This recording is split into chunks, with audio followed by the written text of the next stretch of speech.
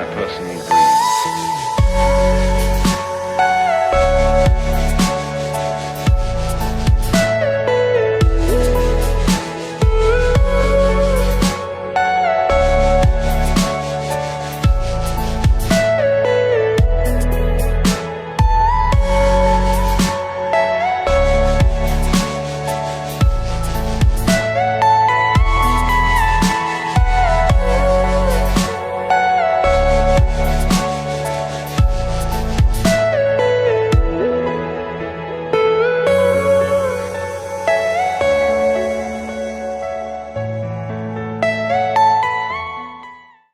Lauren Murphy. Mike and I have been married a little under a year now. I'm a journalist, new mom, and excited for this conversation. Okay, Mike, what's up? Tell me a little bit. Yeah, Michael Murphy Sr. So I think Lauren failed to mention that we're in Detroit. Oh, yes, we're in Detroit. She's originally from Detroit. I'm originally from Lafayette, Indiana area. Yeah, we're coming up on our 1-year wedding anniversary. We've known each other for 2.5 years. Okay. MJ's coming up on 8 months. So yeah, Lauren and I hit a lot of milestones here very quickly. Yeah, so yeah, I feel like we've gone through a lot of experiences together. So we're excited to just kind of share that wisdom out. Well, okay. Well, where did you meet? So we met, we used an online dating app called Hinge. Wow. Yeah. Nice. Yeah. Okay, tell me. So I was in Milwaukee working, he was in Chicago, and the dating in Milwaukee was that. But Chicago is pretty close. So basically I set my distance to include Chicago candidates. And so the thing about Michael was he was so persistent, but not in an annoying way, like in a consistently, I want to talk to you and garner your attention so that we can go on a date. Do you blame him? You go, boy. Yeah, the second date almost never happened, but That's not true. I was pretty well. No. So I was coming from New York and I flew out of Chicago because Milwaukee and Chicago are about an hour and a half away. And so when I was flying back in, I was like, let's just meet up and grab a drink. Because my thing is I never wanted to have all this conversation with someone and then meet them and it's just like, yeah.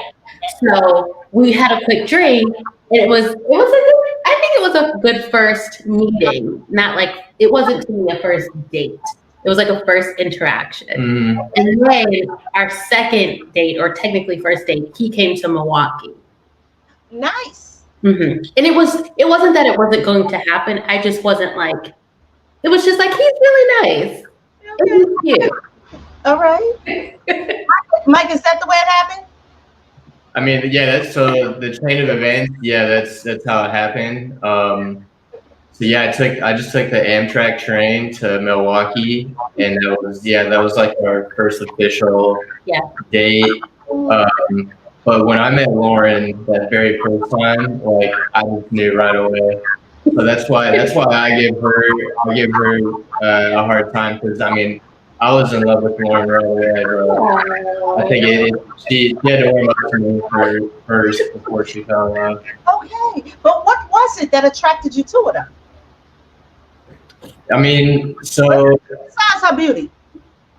Yeah, besides her beauty, which of course that was breathtaking for me. I literally and honestly thought Lauren was the most beautiful woman I've ever seen. But I mean, on top of that, I think what set her apart was her faith, her religious life. Obviously she was a career woman, so she was very driven. So that was attractive, and then just being an all-around really good person. So her actual heart was attractive as well. You've never heard this before, huh? I haven't heard it like this. No, I've heard it like in parts, but this is really That's cool. Oh, nice. You Yeah. see how he's looking at you. Oh. I'm a lucky man. I'm a lucky man, Ernee. Yes, you are. Yes, you are. Now, Lauren, what attracted you to Mike? So from that first conversation, there were some things that clicked that hadn't happened with other guys that I'd gone on dates with. And that was we talked about our faith, but it just came up like very effortlessly. And I really enjoyed that. And he told me how he went to church every Sunday. And I really was attracted to that. And then just like we kind of talked about the idea of kids and like how we would want to raise our kids or what kind of schools we would want them to go to. Yes. And again, this all just came up very organically. And so that was different for me. And then I thought he was really attractive, but I wasn't completely sold. But I also just think that, I guess when you're using an app, you kind of train yourself not to get your hopes up anyway. So it's kind of just like, we'll see what happens. It was my approach. Right. Nice. Nice. Now, when you guys started dating, what was it that Mike said to you that you knew that you was going to marry this guy? What did he had to have said something? I don't know. I don't know if it was one thing that was like, oh, I'm sold. I think it was just a combination of things. Yeah, and his selflessness and just the way his consideration, considering me in all things. I just really loved that. Okay. So yeah, that set him apart and made him like, okay, this is a serious candidate. Like this is someone I could really see myself being with forever. Right, right. And Mike, I already know. As soon as you seen her, you knew you was gonna have her, right? Yeah. It was everything. I still remember the same outfit that she wore the first time I met her. Where? I just wore like this sweatshirt and jeans. I was getting off of it was the blue sweatshirt that with had the red, color on yeah. it. Yeah. And it was cute, but it was just like I was just getting off a plane. It was nothing like super fancy. It was just like comfortable. This is me. And I also think that that's maybe better to meet someone when you're just not really trying too hard. Hard, yes. Yeah. Yep. Nice. What did Mike have on? So you had on that jacket. Which one? You know that wool one? It's like this long, like wool jacket. Like you had on jeans, you had on brown boots. Yeah. And you had on that green plant. Yeah. See, I remember. Okay, it looks like Lauren remembers too. Okay. See, that's nice that you remember what you guys were wearing. Mm-hmm. That's very nice. It's important. It's gonna get you past one of these days. But it will get you past because you may put it back on. You're like, you wore that when we first met, Right. Yeah. you know. So it's all good. Now, do you guys remember your first kiss? Yes. Definitely. Where was it? We were leaving brunch when he came to Milwaukee. We were leaving brunch. Yeah, so it was our first official date. You know, this was when I was in Milwaukee for the first time. Yeah. And it was before we got in the car It was to go to before we got in the the car. museum. Yeah. Oh, so this was kind of fast. Yeah. Ooh, okay. Well, both of y'all is just fast. Okay. I mean, I think that kind of portrays our entire relationship. But there also was, to be fair, there was like weeks that went past from the first time we met to when we met again. And I think just talking on the phone consistently, we FaceTime here and there. I think that really helped us establish a rapport too. Guys, Yeah. what's going on? What do you do when you wake up in the morning? Because I heard you guys were retired. Yes, we are retired. Basically, we get up and Pat makes a great smoothie breakfast for us. We have our coffee and some toast, and then we go in the pool for an hour, and then we come back home and get ready for the rest of the day here. Mike, I don't like that, Mike. You guys are really knowing how to live the retirement life. Right. Yeah. I can't wait till I get there. Now, before COVID, I've been retired now going on 3 years, but my first year, all we did was travel. We just were either flying or cruising or road tripping somewhere and really had a great time. When COVID hit, everything's been put on hold. COVID did everything to us. But Yeah. I say kudos to COVID because I have the opportunity to meet you guys. Right, right. So Actually, we've done well with the COVID. We've really done well with our life and dealing with all this stuff. So it worked out pretty well for us. I think we got closer. I think so. Yeah, we got closer. I'm doing more. I'm cooking. She taught me how to cook during this time, so I'm cooking. Wow, you guys want to send me some pictures of what you do? Sure, we can do that. Yeah, we can do that. Pat, is he a good cook?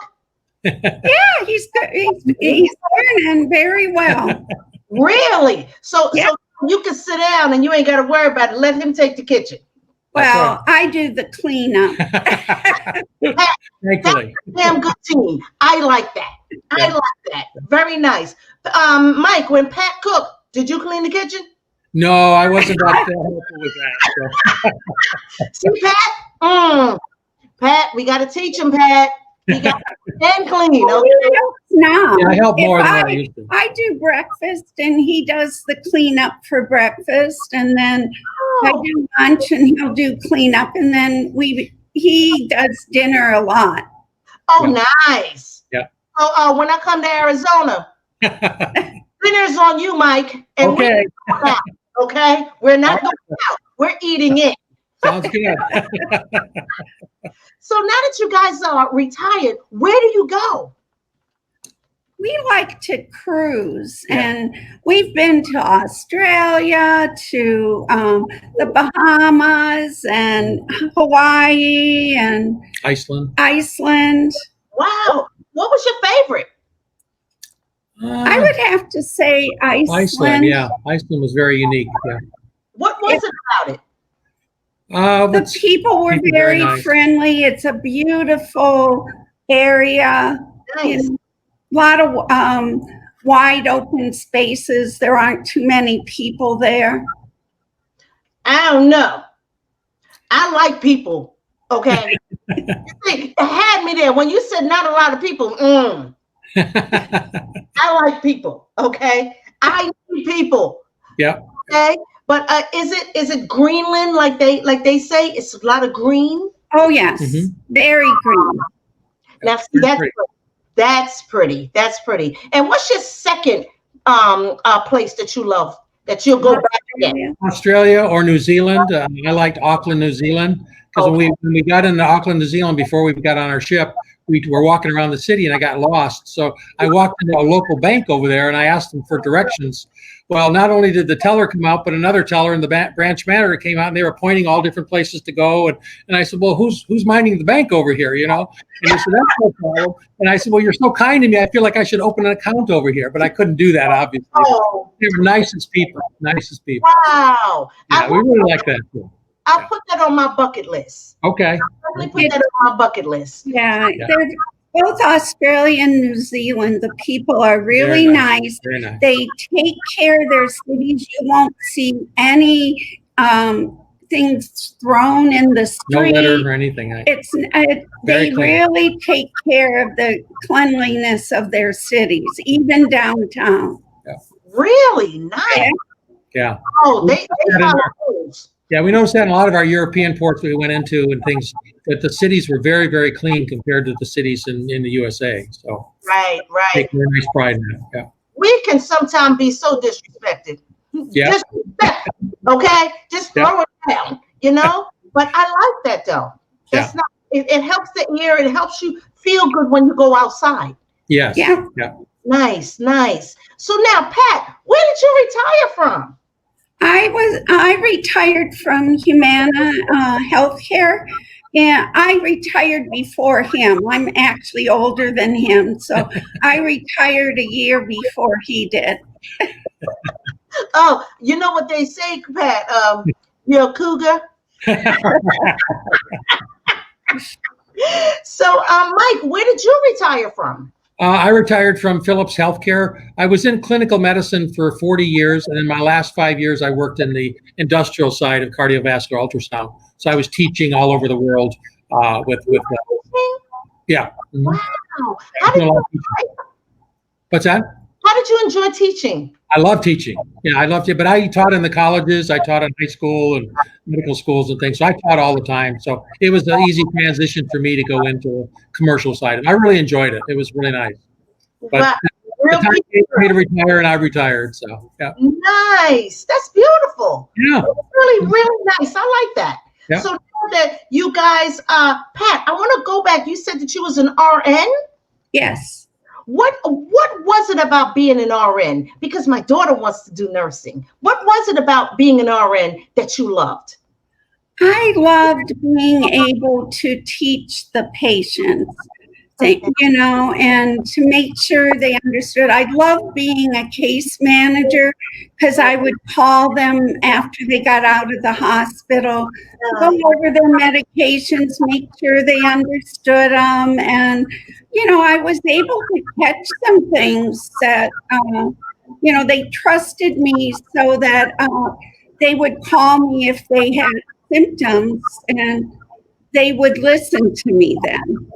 Pat, you're amazing. Amazing. Because you don't find too many people like that. Well, I think most nurses are like that. They want to help. Right. So you guys are special. They put a little special sugar on you guys. I like that. That's good. Oh, we met in a hospital. Yeah, that's how we met. Yeah. I mean, that's what I was getting ready to ask. Okay. All right. So Pat we were both working at the same hospital, and she was working as a nurse in intensive care unit. And I was in my early career, then I was doing the EKGs, the electrocardiograms on the heart. Yes. So I would go around to all the patients and do all those bedside. And that's where I met Pat. I said, I thought she was a pretty special woman. And so we decided to get together, and I knew my first date that this is the woman I was going to marry. So we both did. We both did. So. Really? Yeah. Pat, what did you think about Mike when you first seen him? I looked at him, the way he handled the patients, and I said, boy, this guy is so gentle. And he had a ring of his that I thought he was already married. And I kept saying to some friends who also knew him that, boy, he would be a good catch if he wasn't married. And they got us together. Yeah. They had us to break together, and then they left. Oh, that was such a cool story. It is. It is. Yeah. Oh, Great my God. meeting. Yeah. So you knew she had already married you before you even. Yes, yeah. As soon as I met her, I knew this is the woman I wanted to be with. So first date, yeah. The first date, we were talking about marriage. Yeah. Where did you go on your first date? Oh boy. Geez, we didn't go any place. You came over to my apartment. Yeah, I came over to her apartment. I think she cooked me a dinner or something. Yeah. We just hit it off great. Oh, that is wonderful. Pat, these days you can't be doing that, okay? Okay, you meet them, they got to take you out first. I guess that's where the old fashioned comes in, huh? Right. Yeah. Right. Wow. What did your friends think about when you guys got together? Oh, they were extremely happy. Yeah. They like the idea. Yeah. Nice. So did you guys have a big wedding, a small wedding? No, we had a big wedding because I'm Polish descent and Pat's of Greek descent. Oh! Back then, the parents on both sides wanted large weddings. So we had was it 500 people or 300 people at our wedding? 300 people at our wedding. Yeah. Oh, Pat. And that was back in 76. So, yeah. Oh, Pat, how did you do and kept up with 300 guests? It went by very fast. Yeah. Oh, whoa, that was exciting. Now, if you had to do it all over again, would you have 300 people at your wedding? Not. Probably not, no. You missed intimacy. Yeah, it was just the night went so fast with all the people there. You really didn't get time to visit or chat with anybody and visit the different tables. So probably a little smaller wedding would be nice. So did you live with friends, family? What did you live with? Mostly my coworkers who needed pet sitting. Yeah. So people would go on vacation. They would have a pet. And in New York, if you have a pet, you know how expensive it is to have someone come and watch them. And you still don't know whether the pet's getting the stimulation they need, whether they're getting the love, like all that stuff. So Yes. because I already knew my coworkers, I kind of started building up a reputation as the person you go to when you have to go on a vacation or you want to go on a vacation. So we would just like move in, take care of the cats, send lots of pictures. And when we move out, we do a complete deep clean of the entire place so that the person who is leaving their home and their pet in good care, and we don't pay market rate for rent. And it was phenomenal for, two people who don't have kids and no real responsibility outside of ourselves. Oftentimes we get to live there for free. Yeah. And since I worked as a professional housekeeper for a couple of years before we moved to New York, so I would do like really serious cleans on their places. And so they'd be like, oh, you didn't have to do that. I'd be like, yes, but this way, when we need to come back, if you're moving again, you'll have us back. Oh, and we get to visit all of the pets, which is like the best part. So we're on great terms with a lot of the really good people who we got to live in the homes of. And it let us see the entire city. I don't think there's a single section besides like the Upper East Side that we didn't go to. Yeah. Really? Yeah. You The said highs and the lows are you far. said the rent, right?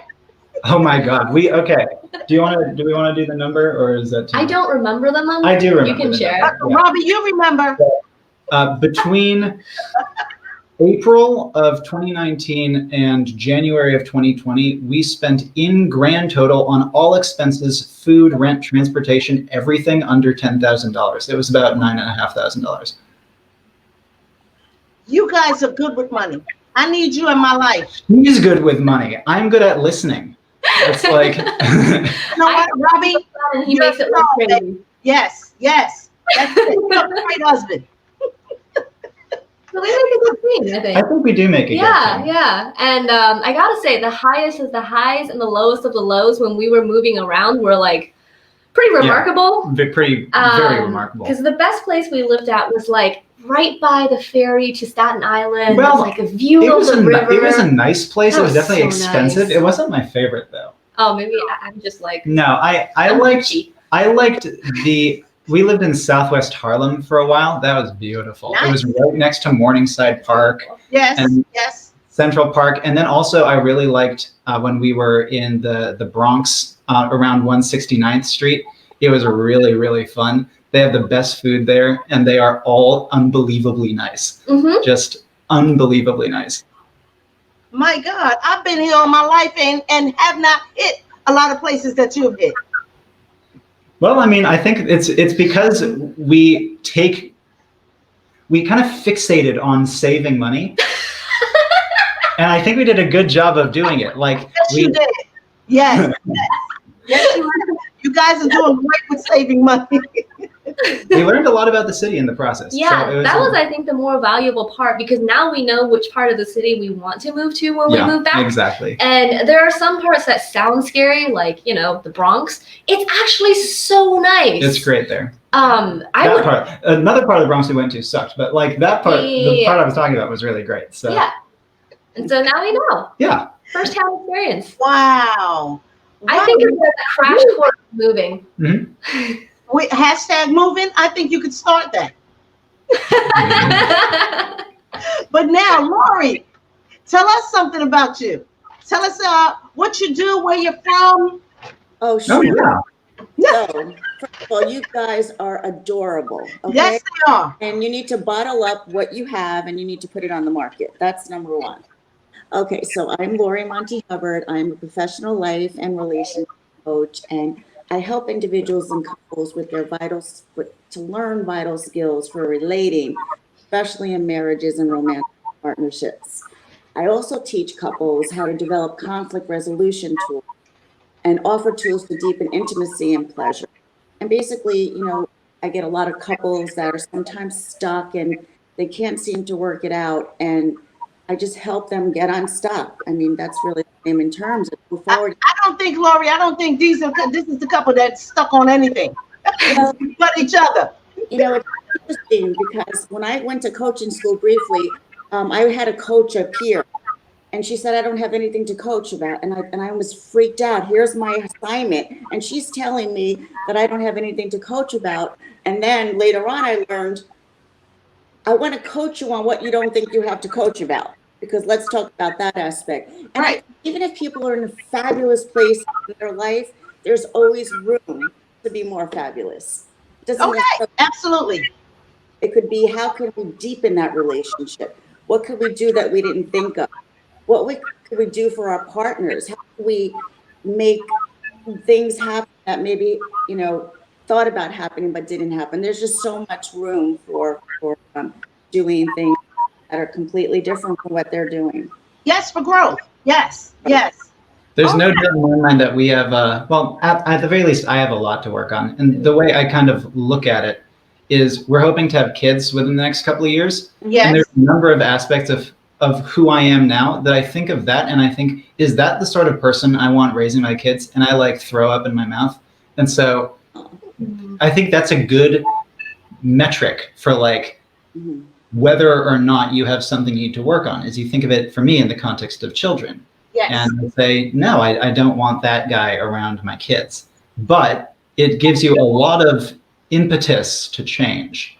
And I have without a doubt changed more over the last 5 years of my life with Liu than I ever had before, especially in a 5-year span. I mean, becoming a baby to a child is a bigger change. But just in terms of being an actualized adult, I think it's a much larger and more impactful and important change. And right, especially moving from out of mom house with you and Lou. I think it, even more than the moving, the moving was scary at first, but there were so many other things that from an outside perspective seems so insignificant that were much more, I don't know, they changed my view of myself more. And because I think one of the things that pardon if I'm derailing, if you have an actual topic you'd like to go down, then No, I was going to ask you, what was one of the changes? Oh, absolutely. So I think one of the biggest things about my relationship with Liu is that you, more than almost anything else, have changed the way I see the world. And I think have made me smarter for it, because I very much grew up in one of those environments where you, the individual, the young person, were infallible, and everyone was treated as this precious, perfect, sublime, sheltered creature.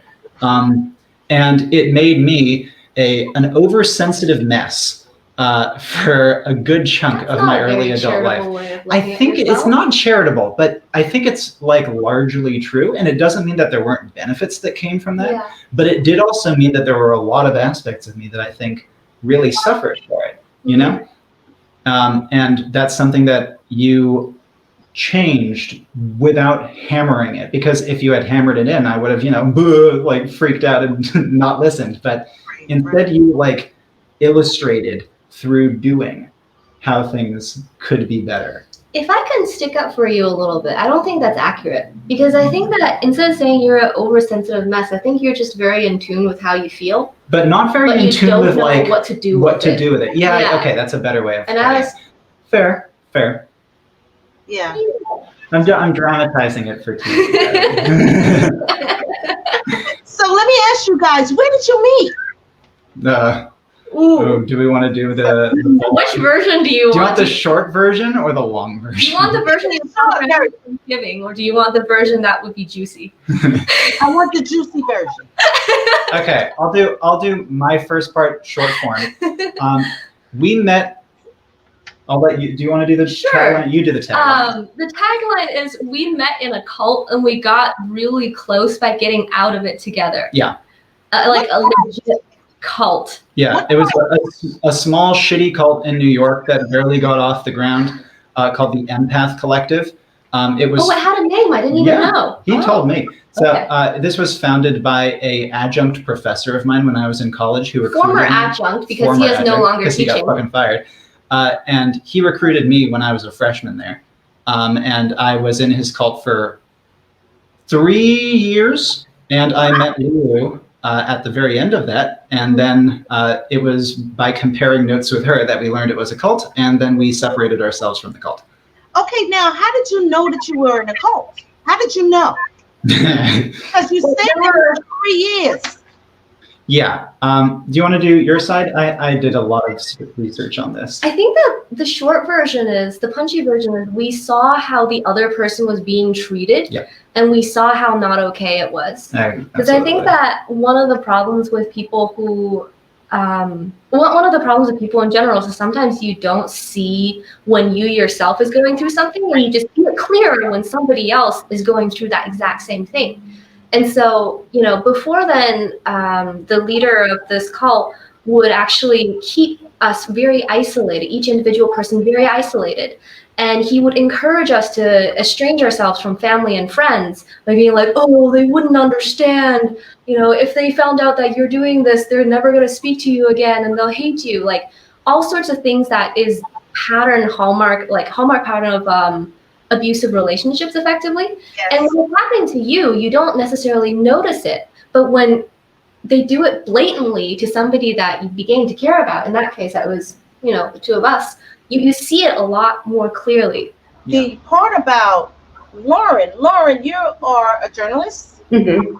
Now, if you guys were talking as much, how come it's a little bit difficult to talk to Mike now? I know. I think I do this thing where I just try to keep it all in. Why? I don't know. Because it's easier than to have a conversation that could be challenging or difficult. So I keep it in and I like hold on to it. And then I get to a point where it's just like, it just all comes out. And I know it's not good. I think sometimes what works better for me is written communication. If I write out how I'm feeling, yeah.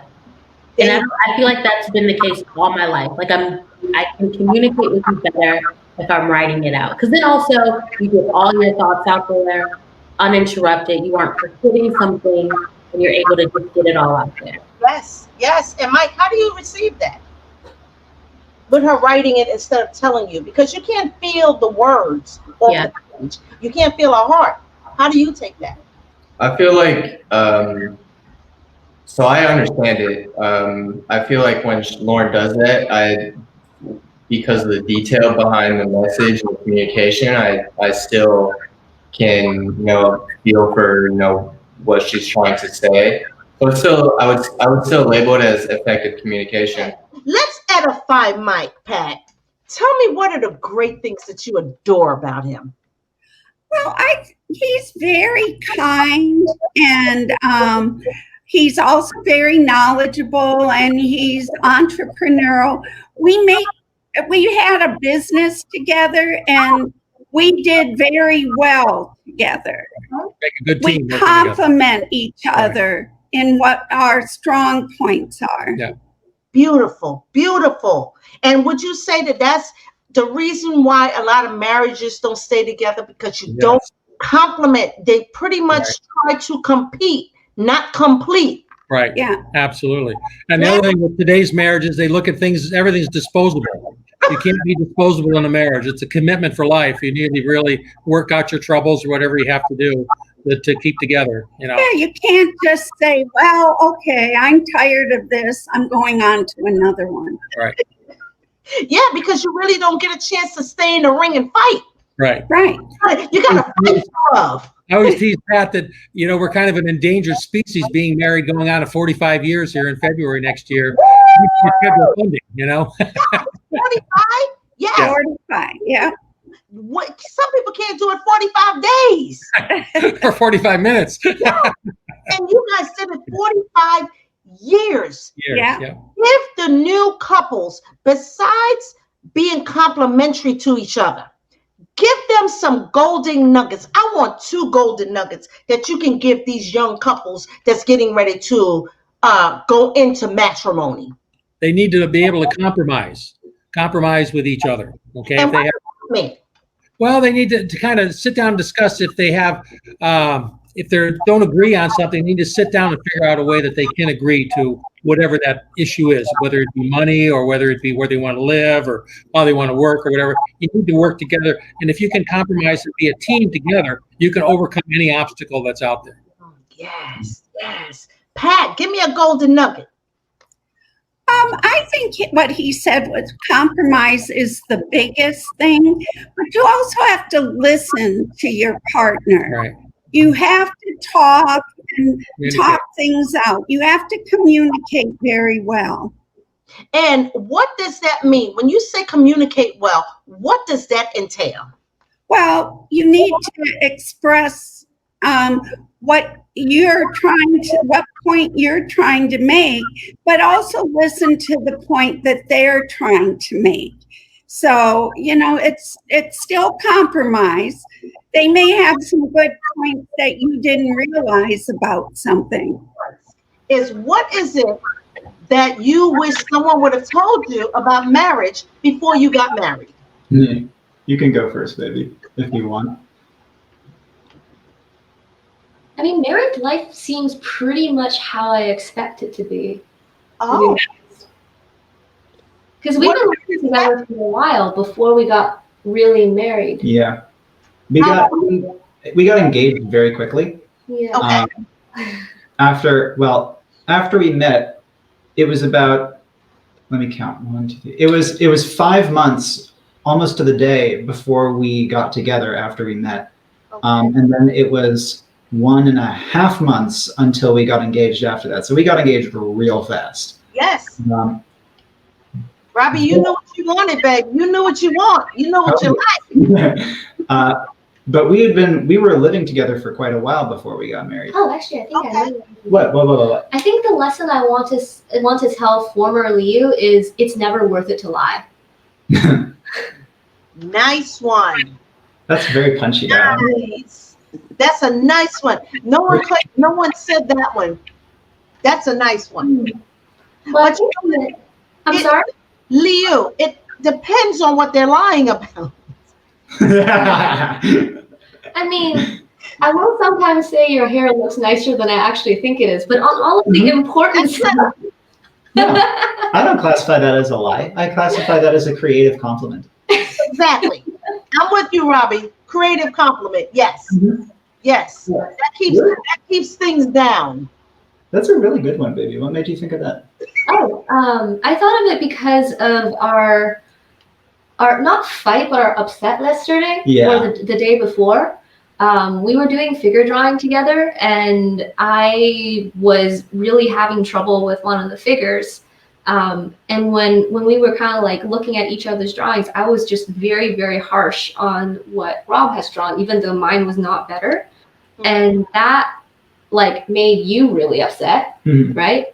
And at some point I realized that I was feeling pretty insecure about how I was doing, and I was just like tilted. I was put into the wrong frame of mind by that drawing, and it wasn't anything with you. But now, how did you go about stating, did you guys, before MJ, did you guys say, okay, this is what I'm going to do, and you're going to do that? Did you do that? Or it just happened? We talked about it. Me not working? Yeah, we did. We talked about it because I was working in Milwaukee for 3 years. My contract was ending, and I got pregnant, and I didn't feel full in Milwaukee. I felt like after those 3 years, I did what I came there to do, and I needed to move forward. You know what I mean? I have a mentor who always says, if you can't grow, it's time to go. And so that's how I felt. I felt like I was not growing there. And so I was also pregnant. So I was in talks with the news director. I was kind of going back and forth about whether I should renew. And then it was just, I didn't feel that urge to. I felt like I needed to move forward with my life. So we kind of just thought about, it's probably going to be hard to apply for jobs while pregnant. So it was like, okay, well, I gave birth in January, and then this year we said I would just take the time to be with MJ. Because then we also thought about, okay, well, and we thought about, well, what would childbirth look like? And then it was like, he was such a little baby. Like, I can't do it. I'll just take the year off. Yes, a year is good. I did a year with my son.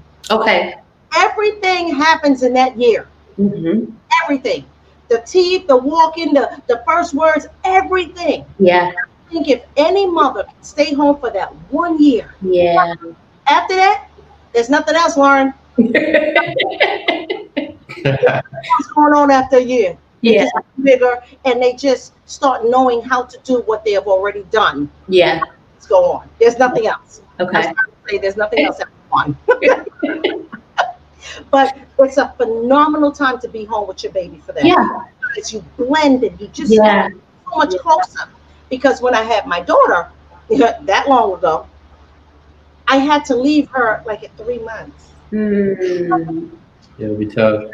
Yeah, you cry and you go to the train and it's rough. And then you call, how is she? It's only to mend my soul. That's all it was. To mend. And of course the babysitter's gonna say, oh, she's okay. Right, right. To consult me. Mhm. Even if she's not okay, she could have been crying all day. She would Right. never tell you that. You're like, oh, she's good. She's eating, she's this. And it's like, okay, now you can get back to work. Yeah. And yeah, I love that you're doing the year. I love it. I love it. Take full advantage because, girl, they get old and you, every now and then I tell my daughter, come here, little girl. Go in the back, and I have the little picture. Uh-huh. Go in the back and tell this little girl, come here. Oh. I mean, mess up. Because you miss them. And Yeah. she's independent, and I want my baby. But that's only for a minute, Lord. That fast, and then after that, that's gone. Okay, moving on. Right. I don't think I can do it again. Mm. Way past that. Yeah. Your patience run out. Mhm. That's why I said, have it. Go ahead and have them. What is it that you wished that someone would have told you before you got married? What have you learned along the way that you be like, you was Patty, you were like, damn, I wish somebody would have told me. Well, I know when we first got married, I know I used to leave my shoes around and she'd yell at me for that. And then I would yell at her and say, hey, close the cap on the toothpaste, things like that. But little things like that you don't realize, But no, I don't think there's We had a big thing over the toilet paper, which way the roll which way the should toilet go. paper. Oh my God. We have that same issue. Yeah. Pat, I gave up. I did too. Now I'm just with as long as there's toilet paper in there. Yeah. It becomes a certain thing. Would you say the longer you're together, a lot of things don't make it just doesn't make sense anymore. Right. The stuff you argued about, that you were passionate about, we don't do that anymore. Yeah. Is that the same with you guys? Yeah, that's right. What is something, Pat, that Mike used to piss you off about? That he would do it over and over and over until you just said, forget it. Well, Mike is not the neatest person around, despite what his mother told me when he was young. And he has this thing that everything should be out so he can just grab it, where I like things put away and it cleaned, And so we had big deals over that. So Okay. and I finally said, okay, this is enough. You just threw the towel in, right? I get it. Mike, what is it about Pat that you got the same feeling for? She forgets to turn the lights off when she's in rooms and stuff like that. So I'm constantly running around and turning the lights off if we don't need the lights on. Little things like that, Without you know how you could solve that problem, Mike? That's an easy fix, Mike. This is what you can get. A sensor. Oh, that's true, yeah. Well, but I've gotten a lot better. You're better at it, yeah. You're better than what you were, yeah. Okay, But good. he hasn't gotten better about being neater. Little slob, yeah. That's okay, Pat. You know what? I'll do just like this. That's it. That's my answer sometimes to a lot of stuff. Yeah. That's my answer. Because you just can't go through it no more. And we've been together 33 years. Mm-hmm. So, you're 45, I'm 33. Your struggles. You guys, how long have you guys been married? We have been married now for, on paper, 2 years and a month, almost a 2 month. years in a month. Wow. Yeah. But now, Robby, you keep saying on paper. Yeah. Okay. So there's a reason for that. We got married in secret about a year before our ceremony. And it was in secret mostly because I knew my family would get weird about it. But more importantly, we needed to immigrate Liu to America. And they don't let you do that unless you're married. Or at the very least, you make a vastly stronger case. And she was in on her work visa, but we wanted to make sure she had a green card. Right. And so after talking about it for a while, I was like, listen, I think we can get this done. Let's get married now. Obviously, we're not going to have our ceremony for a little while, but like, what difference does it really make? And so we had our official marriage was in the city hall of my home suburb. And we have a couple of pictures, and the desk staff applauded when we came out. It was very cute. And then we got Liu immigrated. We did it. It was hard, but we figured it out. And then we had our actual nice ceremony with all the people there about almost exactly a year later. Wow, that's beautiful. So I'll ask you a question, Robby. How did your friends, you have a best friend? I have a number of people I'm very close with, yeah. Okay. How did they take to Liu when they first met her?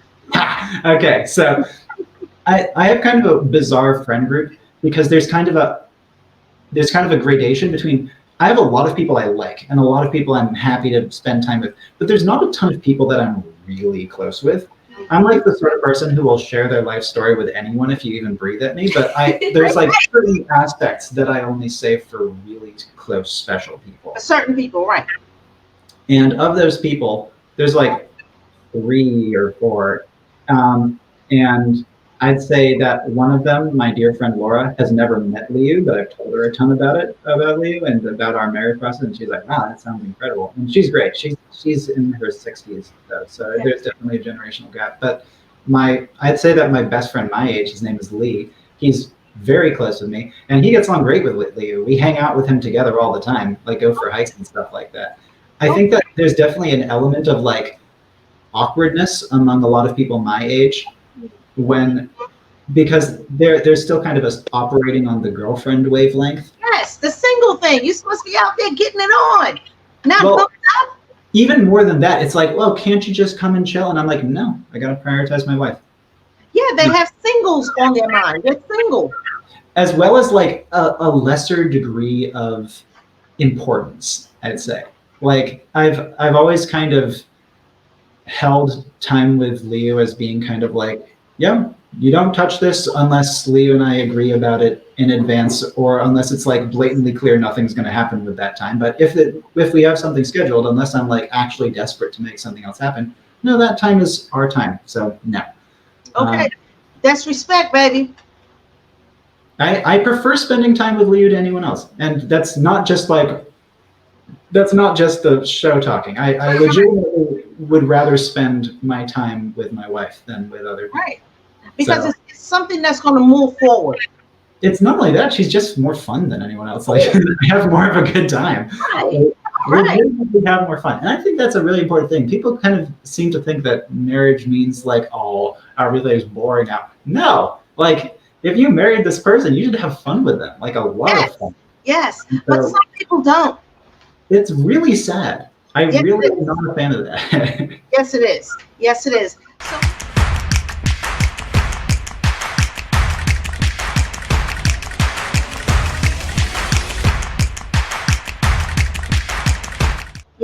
but now I want to play a little game with y'all. Okay. All right. Now, you got to close your eyes, right? And the question is going to be, when you close your eyes, you're going to point or say me. Okay.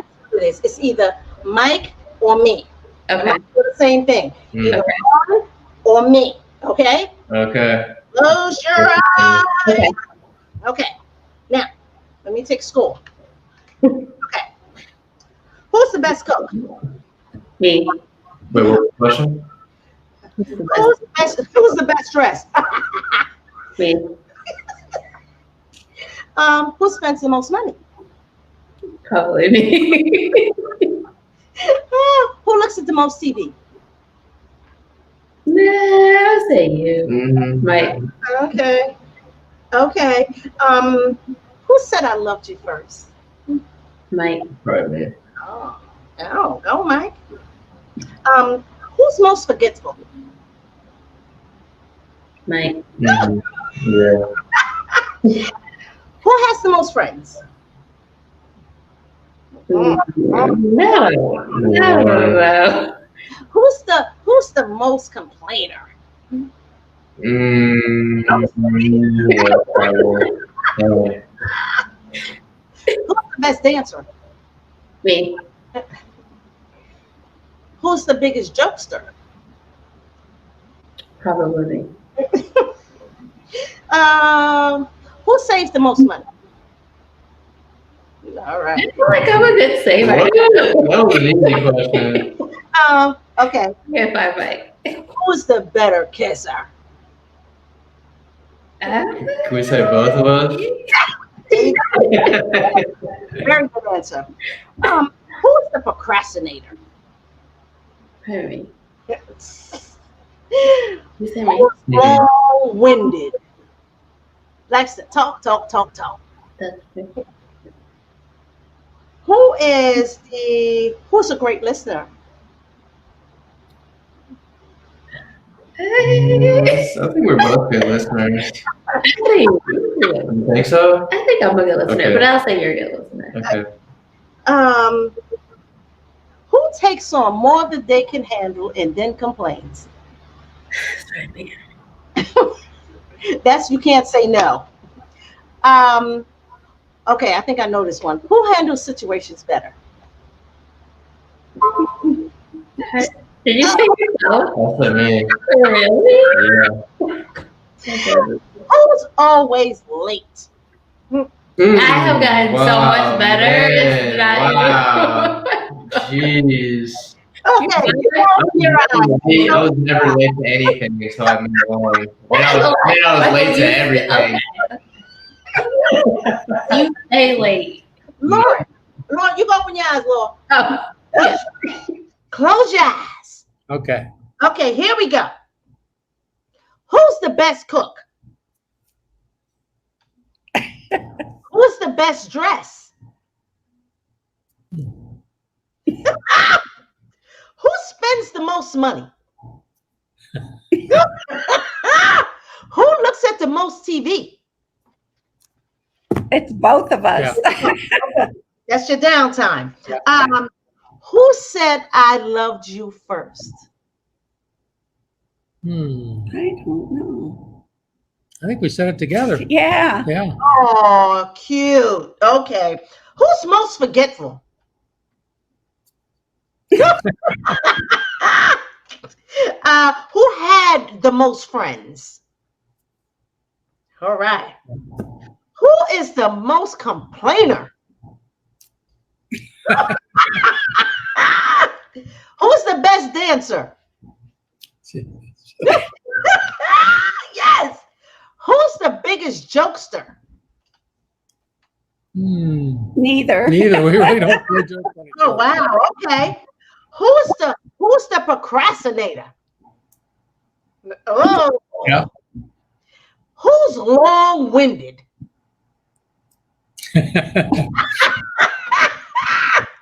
Who's the better listener? Oh, yes. Who takes on more than they can handle and then complains? Is that you? Yeah. Oh, man. Who's always late for an event? Neither of us. We're very punctual. Oh, that's cool. Okay, and I already know who's more organized. I already know which one is that. Okay. Okay, guys, open your eyes. Let's close our eyes. Who's more sexual? Who's what? More sexual. Oh, wow. Who's more romantic? I know you answered that already.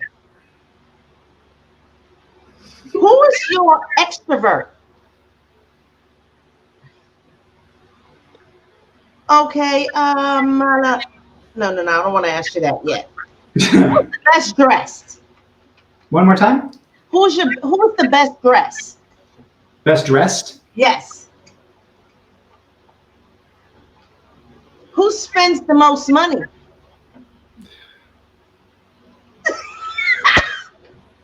Okay. Who looks at the most TV?